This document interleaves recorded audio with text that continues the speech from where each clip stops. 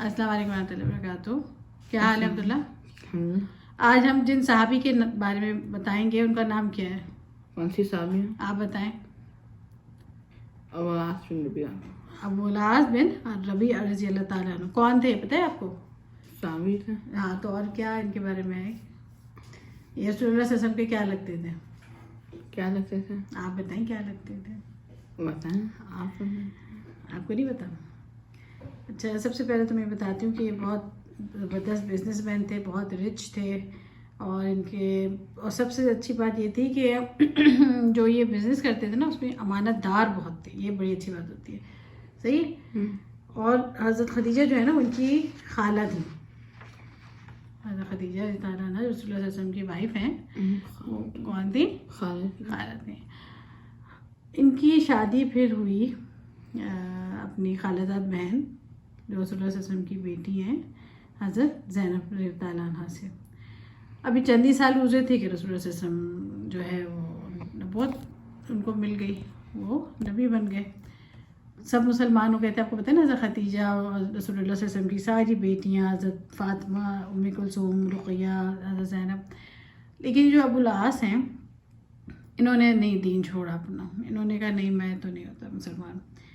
अच्छा, क्या हुआ कि कुरैशियों ने इन पर ज़ोर डाला तो तुम हज़रत ज़ैनब को ना डिवोर्स दे दो, तलाक दे दो। तो इन्होंने क्या किया पता?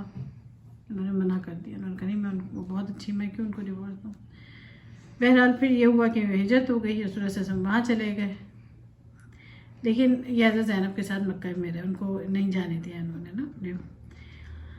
अच्छा, फिर क्या हुआ कि आपको पता है कि जंग बदर हुई थी, सबसे पहली जंग 2 हिजरी में। मुसलमान उसमें जीते थे। ये जो अबुल आस थे ना, अबुल आस बिन रबी, हज़रत ज़ैनब के जो हस्बैंड थे, ये कैदी बन गए उस जंग में, जंगी कैदी बन गए। तो रसूलुल्लाह सल्लल्लाहु अलैहि वसल्लम ने कैदियों को आज़ाद करने के लिए फ़िदिया रखा था। वो था तकरीबन 1000 से लेकर 4000 दरहम तक, जिसकी जो भी हैसियत है। और जो कुछ भी ना दे सके उसका ये था कि मुसलमानों के बच्चों को वो पढ़ा दे।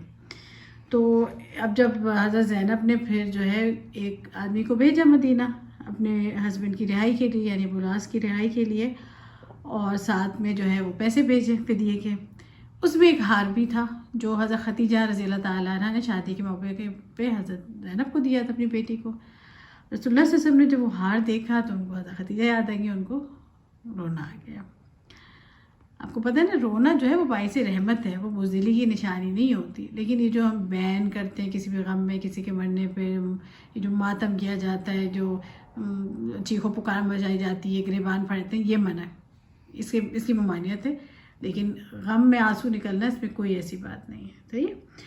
तो रसूलुल्लाह सल्लल्लाहु अलैहि वसल्लम ने सहाबा से कहा कि अगर आप इजाज़त दें तो हम जो है अबुल आस बिन रबी को वापस कर देते हैं, आज़ाद कर देते हैं, और ये हार और ये पैसे जो आए हैं फ़िदिया ये भी उनको लौटा देते हैं, वापस कर देते हैं।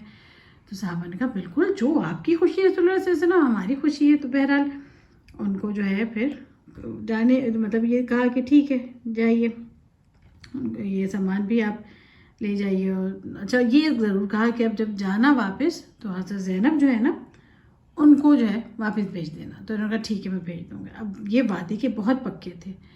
जब ये वापस आए ना तो इन्होंने आते ही हज़रत ज़ैनब को, इनके भाई थे आमिर बिन रबी, उनसे कहा कि आप जाओ और इनको रसूलुल्लाह सल्लल्लाहु अलैहि वसल्लम के कुछ लोग जो हैं मक्का के बाहर मौजूद हैं, मतलब वो लेने आए, अब हज़रत ज़ैनब को ले जाइए और उनके हवाले कर दें, वो ले जाएंगे अपने साथ। अब क्या हुआ कि इनके भाई बड़े ज़बरदस्त, ये भी ना तीर बड़ा अच्छा चलाते थे। हुआ ये कि ये दिन दहाड़े मतलब हज़रत ज़ैनब को लेके जाने लगे। अब कुरैशियों ने, उसी वक्त वो हारे थे जंग बदर, कुरैशियों ने बीच में हमला कर दिया। उन्होंने कहा तुम रसूलुल्लाह सल्लल्लाहु अलैहि वसल्लम, वो तो बड़ी वो थी ना, उनको तो लड़ाई थी, दुश्मनी थी। उन्होंने तुम हमारी सामने अभी जंग बदर हुई है और उन्हीं की बेटी को दिन दहाड़े छोड़ने जा रहे हो मदीना, हम तो सब बारी पता नहीं होता है वैसे नहीं थे। अब इन्होंने कहा अगर जो अबुल आस बिन रबी के भाई थे आमिर बिन रबी, इन्होंने कहा अगर तुम लोगों ने मुझसे लड़ाई की, मैं तो तुम्हें जानते हो ना मैं कितना ज़बरदस्त फाइटर हूँ, तीर अंदाजी करता हूँ, मैं तुम लोगों का तहस नहस कर दूँगा। तो अबू सुफियान वो बीच में आ गया, अबू सुफियान नहीं, अबू सुफियान बिन हर्ब, उसने आके आराम से कहा, समझाया कि अच्छा सुनो आमिर बिन रबी, तुम ज़ैनब रज़ी अल्लाह ताला अन्हा को वापस ले जाओ। तुम्हें पता है ना अभी कितना गुस्सा है कुरैशियों में, इन्होंने अभी अभी जंग हारी है, तो तुम इनको वापस ले जाओ। 2-4 दिन बाद रात की खामोशी में फिर छोड़ के आना, تاکہ اس سے یہ لوگ جو ہے نا ان کی بے عزتی ان کو فیل کر رہے ہیں یہ لوگ نا. اور انہوں نے یہ بھی کہا کہ دیکھو جو ہے اس طرح اعلانیہ مت لے کے جاؤ نا, تو خاموشی سے بس تم لے جانا, لیکن ابھی فی الحال تم واپس چلے جاؤ. تو اس سے یہ ہوگا کہ یہ لوگ ان لوگوں کو لگے گا قریشیوں کو کہ ہم جیت, جیسے نا ہماری جیت ہو گئی, ہم نے جانے نہیں دیا, اور جو ایک انا ہوتی ہے جھوٹی انا. تو بہرحال وہ واپس آ گئے, اور پھر 2-4 دن بعد انہوں نے رسول اللہ صلی اللہ علیہ وسلم کے وعدے کے مطابق اپنی یعنی حضرت انہوں نے ابو الاحوص بن ربیع نے اپنی وائف یعنی حضرت زینب کو رضی اللہ عنہ کو جانے دیا مدینہ.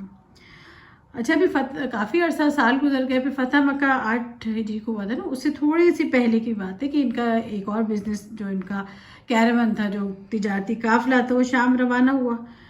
اب کیا ہوا, جب مکہ کی جانب سے واپس لوٹا تو وہاں پہ کچھ جو ہے مجاہدین نے ان پہ حملہ کیا, اور وہ بھی بہت بڑا قافلہ تھا, پورا قافلہ جو ہے وہ لے لیا اور سب کو قیدی بنا لیا. اور اس میں سے کیا ہوا, کیونکہ یہ جنگ تو چھوٹی چھوٹی جھڑپیں تو چلتی رہتی تھی. اب کیا ہوا کہ اس میں جو یہ ابو الاحوص بن ربیع تھے نا, کیونکہ انہی کا وہ قافلہ تھا, یہ چھپ کے بھاگ گئے. اور بھاگ کے پتہ ہے کہاں ہے, حضرت زینب کے پاس. وہ مدینہ میں تھی, ان سے کہا کہ مجھے پناہ دے, تو انہوں نے ان کو پناہ دے دی. اب جب رسول اللہ صلی اللہ علیہ وسلم جمعے کی نماز کے لیے نکلے, نماز پڑھانے کے لیے, ابھی وہ کھڑے ہوئے تھے, تکبیر تحریمہ انہوں نے کہی, تو پیچھے سے حضرت زینب نے زوردار آواز میں کہا کہ لوگوں میں زینب بنت محمد صلی اللہ علیہ وسلم ہوں, میں نے ابو الاحوص کو پناہ دی, تم بھی اسے پناہ دو. یعنی اب ان کو جو ہے کوئی کچھ. رسول اللہ صلی اللہ علیہ وسلم نماز پوری کی تو سب سے پوچھا کہ اب میں نے جو سنا تم لوگوں نے سنا؟ انہوں نے کہا ہم نے بھی سنا. تو رسول اللہ صلی اللہ علیہ وسلم نے کہا دیکھو میں اس بارے میں کچھ نہیں جانتا, لیکن اب چونکہ ہمارے دین میں یہ ہے کہ کوئی یعنی یہ رول تھا نا کہ مسلمانوں میں سے کوئی چھوٹا شخص بھی کسی کو پناہ دیتے تو پھر وہ بات پوری کی جاتی تھی. تو اب ظاہر سی بات ہے, انہوں نے کہا میں اس بارے میں نہیں جانتا کہ مطلب ظاہر سی بات ہے کہ ابو الاحوص کو زینب نے پناہ دے رکھی, لیکن اب کیونکہ دے دی تو اب ہم اس کا پاس رکھیں گے. پھر وہ اپنے گھر کے اپنی بیٹی کو مطلب سمجھایا وغیرہ, پھر ان لوگوں کو بلایا جنہوں نے وہ جو ہے حملہ کر کے قافلے پہ سے سامان لیا تھا. تو رسول اللہ صلی اللہ علیہ وسلم نے کہا کہ دیکھو تم جانتے ہو کہ ابو الاحوص بن ربیع ہم ہی میں سے ہے نا, تو چاہو تو اس کا مال اسے واپس کر دو, اور اگر واپس نہ بھی کرو تو مال غنیمت ہوتا ہے نا, جب کوئی اس طرح کا مال ملتا ہے جو آتا ہے تو تم رکھ بھی سکتے ہو, لیکن چاہو تو واپس کر دو. تو لوگوں نے کہا نہیں ہم تو فوراً لوٹا دیں گے ان کا مال. اچھا پھر کچھ لوگ ابو الاحوص کے پاس آئے, ان کو سمجھائے کہ تم تو رسول اللہ صلی اللہ علیہ وسلم کے داماد بھی ہو, بڑے اچھی فیملی سے تھے, یہ خود بہت اچھے انسان تھے, تم اتنی اچھی فیملی سے ہو, تم اتنے معزز انسان ہو, تمہیں کیوں مطلب تم مسلمان نہیں ہوتے ہو؟ تو لوگوں نے یہ مشورہ دیا کہ ایسا کرو, تمہارے پاس تو اتنا سارا سامان ہے. اچھا کیونکہ یہ بہت امانت دار تھے نا, تو ان کے پاس بہت وہ بھی تھا, یعنی مکہ والوں کا نا نماز کھڑی ہو رہی ہے, ایسی آواز آ رہی ہے, اقامت کہیں جا رہی ہے. اچھا چلو اقامت ہو رہی ہے تو اس میں تمہیں ایک بات بتاؤں کہ حدیث میں کیا آتا ہے کہ اول وقت پہ جو نماز پڑھنا ہے نا وہ اللہ کو بہت پسند ہے. تو بس یہ ختم ہو رہا ہے, اس کے فوراً بعد ہم لوگ نماز پڑھتے ہیں انشاءاللہ.